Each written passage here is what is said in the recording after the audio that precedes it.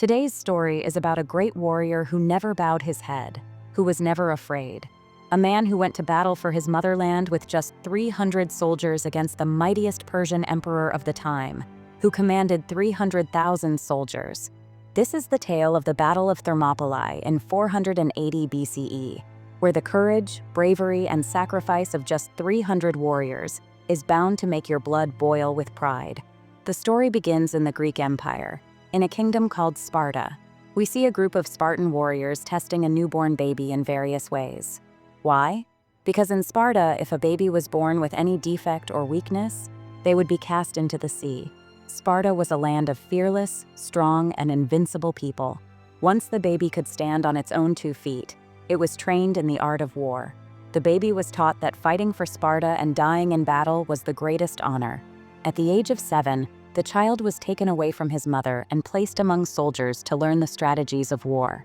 There, they fought against peers, were tortured, and starved to learn how to endure every kind of hardship. They were taught, the more sweat you shed in practice, the less blood you'll shed on the battlefield. For over 300 years, Sparta had been producing countless brave warriors this way. To test these warriors, they were sent to a frozen forest on dark, wintry nights to survive and battle fierce beasts. Today, one young boy faced a ferocious wolf as part of his trial. The boy slowly backed into a narrow gap between 2 cliffs, and the wolf followed him. The boy's eyes showed no fear, only an unyielding determination to prove himself. With a spear in hand, he struck straight into the wolf's mouth, killing the beast. For this act of bravery, the boy was declared the king of Sparta. That boy would go on to become the legendary King Leonidas. 30 years have passed since Leonidas became king. He is now a father. On this day, he was training his son in front of the queen. Just then, one of his friends informed him that a Persian envoy had arrived to meet him. When the king went to meet him, he saw one of his counselors accompanying the envoy. It's important to note that although the king held supreme authority in Sparta, he couldn't exercise it without the approval of the council, whose members were called counselors. Before the envoy could speak, Leonidas warned him, "Choose your words carefully. Any mistake, and you'll bear the consequences. Now tell me, what message have you brought?" The envoy replied, "Land and water." Hearing this, the queen asked, "You came all the way from Persia for mere land and water?" The envoy, unimpressed, sneered, "What business do women have in men's conversations?" At this, Leonidas began walking with the envoy and said, "Listen, I represent the mighty King Xerxes of Persia. My king gets what he wants no matter the cost. He wants you to submit to him. If you refuse, the emperor's army, so vast that the ground trembles when they march and rivers dry up when they drink, will invade your kingdom, seize everything, and enslave your people." Hearing this, Leonidas stood silently, thinking of his kingdom and his people. Then he turned to the envoy and said, "I warned you to speak wisely. First, you entered my kingdom with the skulls of conquered kings. Then, you insulted my queen and threatened my people. Now, you must pay the price." With that, Leonidas pushed the envoy and his companions into a deep well, killing them. This act made it clear to the Persian emperor that if he wanted to conquer Greece, he would first have to destroy Sparta. The drums of war began to beat. However, the Spartan kings could not simply declare war. They needed permission from the kingdom's priests, who were known as ephors. These priests lived high up in the mountains, and seeking their permission required great wealth as offerings. On this day, King Leonidas climbed the mountains to seek their approval. As always, the king went to the ephors and offered them a great amount of gold. Then, he shared his battle plan with them. Leonidas believed that the Persian envoy might have exaggerated their numbers, and even if their army was large, Leonidas wasn't afraid. He had complete faith in his Spartan warriors. They planned to fight the Persian forces at the narrow pass by the mountains and the sea, where they could easily defeat the enemy soldiers. But the ephors said, "It's August. This is the month of the Spartan festival. No war can be fought during this time." Hearing this, the king was filled with rage. He couldn't risk his kingdom just because of a few priests' words. The ephors then said, "Very well, but we must consult the oracle." The oracle referred to the most beautiful women of the kingdom, who were brought to the mountains and put under magical spells to deliver messages from the gods. The ephors summoned an oracle and began chanting their spells. The gods conveyed through her, If the Spartans go to war this month, the entire Greek Empire will fall. The oracle's words carried immense weight, and no one in Sparta dared to defy them. It was an unbreakable rule of the kingdom. Hearing this, the king left, filled with frustration and anger. But what Leonidas didn't know was that the ephors had already been bribed with gold coins by the Persian emperor. Moreover, Spartan counselor Theron had also sold himself to the Persians. Their goal was to prevent Leonidas from going to war. But could a patriotic and fearless king like Leonidas ever be stopped by these priests? Never. The very next day, Leonidas prepared for war with the 300 most experienced warriors of his kingdom. These warriors were led by Leonidas's closest friend, who even brought his young son to fight alongside him. Amidst all this, Counselor Theron arrived with the other counselors to stop the king. They said, "Your Majesty, we've heard that the oracle has forbidden any war this month. This is our law. But where are you heading with so many soldiers?" Leonidas calmly replied, "I'm just taking a walk toward the north. These 300 men are my bodyguards." Hearing this, the counselors had nothing more to say, because no one in their right mind would go to war with only 300 soldiers against the vast Persian army. But Leonidas didn't care about what they thought. Before leaving, he bid farewell to his wife and child. The queen placed a locket around his neck and sent him off with a smile, for there was no place for weak-hearted people in Sparta. As Leonidas and his men marched forward, a hunchbacked man stood on a distant mountain, watching their every move. As they moved farther from the kingdom, Leonidas encountered a commander named Daxos. Daxos was a commander from a neighboring kingdom who had heard about the Persian invasion and came to support Sparta with his soldiers. But upon seeing Leonidas with only 300 warriors, Daxos exclaimed, "I thought you'd bring more soldiers than us." Leonidas laughed and asked a few of Daxos's soldiers about their professions. One said he was a blacksmith, another a potter, and another a washerman. Then Leonidas turned to his soldiers and asked, "What is your profession?" His men roared in unison, "We are warriors." Daxos realized that Leonidas was accompanied by the finest soldiers. Together they began marching forward. Following them, in the shadows, was the same hunchbacked man. As they continued, they arrived at a Spartan border village, but to their horror, the entire village had been burned and destroyed by the Persians. Not a single soul was left alive. Suddenly, they heard someone approaching from behind. The soldiers readied their weapons but saw a wounded child stumbling toward them. The child, just before dying in Leonidas's arms, said, "They brought monsters from the dark. Those beasts killed everyone but left me alive to deliver this message." After the child died, Leonidas and his men saw that the villagers had been hung from a large tree by the Persians. Daxos, hearing about the dark beasts, turned to Leonidas and said, "I've heard stories of these shadowy monsters before. They're said to hunt souls. They cannot be killed nor defeated. They are immortal." Hearing this, the king replied, "No problem. We'll deal with them as well." Then the king and his soldiers marched toward the seashore, where thousands of Persian warships were waiting, and that hunchbacked man was still following them from a distance. But observing the weather, the king realized that a storm was brewing. That night, a ferocious storm indeed broke out. Lightning, sent by the god Zeus, struck the raging sea and destroyed the Persian fleet completely. While the soldiers celebrated their unexpected victory, King Leonidas remained silent, as if he was already foreseeing the challenges ahead. Meanwhile, in Sparta, the queen summoned one of her most trusted counselors. She knew that Leonidas and his 300 soldiers might not survive against the Persian army of hundreds of thousands. So she wanted to persuade the Spartan council to send reinforcements. However, in Sparta, women were not allowed to speak in the council chambers. That's why she sought the counselors' help to ensure her voice would be heard. The next morning, Daxos and Stelios surveyed the aftermath. Despite the storm killing hundreds of Persians, their army still numbered in the hundreds of thousands.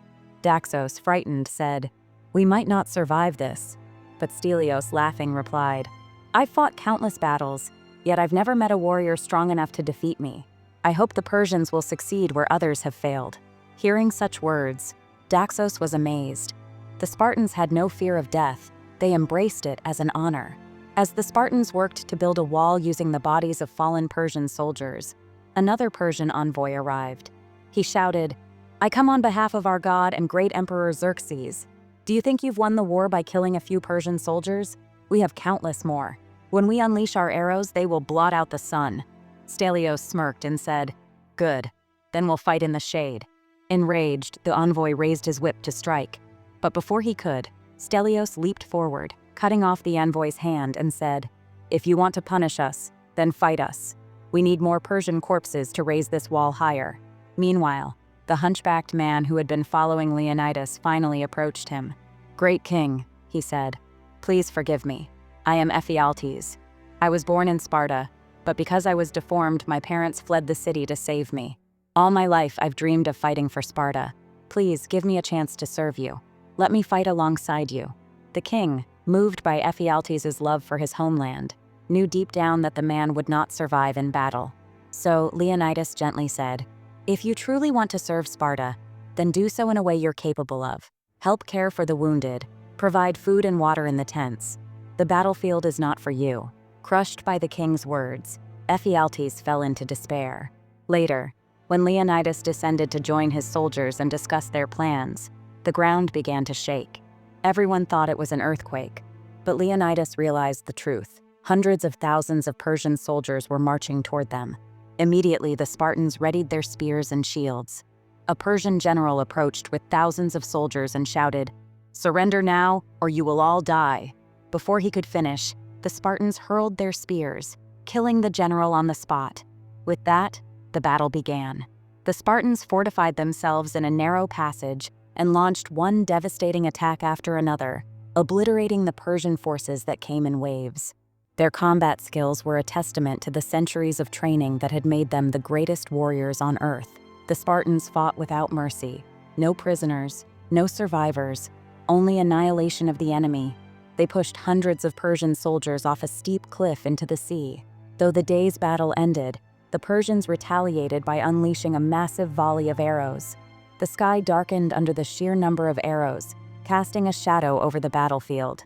But the Spartans, with their indomitable spirit, raised their shields and protected themselves. Stelios, laughing amidst the chaos, said, "Look at this! The Persian cowards have given us the shade they promised. Now we truly fight in the shadow." A little while after the rain of arrows stopped, a massive group of Persian cavalry charged toward the Spartans. Yet again, the Spartans fought with all their might, and in no time they defeated the cavalry without losing a single Spartan soldier. Meanwhile, in Sparta, the queen met with her most trusted counselor. The counselor said, "The biggest obstacle to your voice being heard in the council is Theron. Give Theron what he wants and make him your ally. I'll arrange for you to be heard in the council within 2 days." The queen replied, "My husband doesn't have 2 days." But the counselor had no other way, for the king had already defied Spartan law by going to war. Back at the battlefield, Leonidas received news that some Greek states wanted to support them. Around the same time, Stelios informed him that Emperor Xerxes himself was coming to meet him. Leonidas finally confronted Xerxes face to face. Xerxes said, "Come, Leonidas, let's find a solution through discussion. It would be a loss for me to kill warriors as brave as you. If you kneel before me, Sparta will gain strength, and so will I. I will make you the supreme commander of all Persian forces. The sword of all Europe's wars will be in your hand." But even after such an offer, Leonidas replied, "Listen, my legs are sore from killing your soldiers all day. I cannot kneel. However, if you're willing to massage my feet and relieve the pain, I'll consider your proposal." Xerxes, insulted beyond measure, declared, "I will erase the name of Sparta from history. I will burn every book that mentions you. Anyone who dares to utter your name, Leonidas, will lose their tongue. The world will never know a king like you existed." With these words, Xerxes left, seething in rage. Meanwhile, the Spartans had piled up the bodies of Persian soldiers to build a massive wall. But despite their victories, Leonidas remained deep in thought. He knew that the coming night could be the most terrifying yet. That night, Xerxes unleashed his most fearsome troops, known as the Immortals, or the Dark Beasts. These soldiers had monstrous eyes, razor-sharp teeth, and a terrifying, bloodthirsty nature. They were the most ruthless warriors of Asia, having served the Persian emperors for 500 years. Their reputation was so fearsome that they were called soulless and immortal, because no one could ever defeat them. But as Leonidas had said, "Immortal or not, they will fall before us."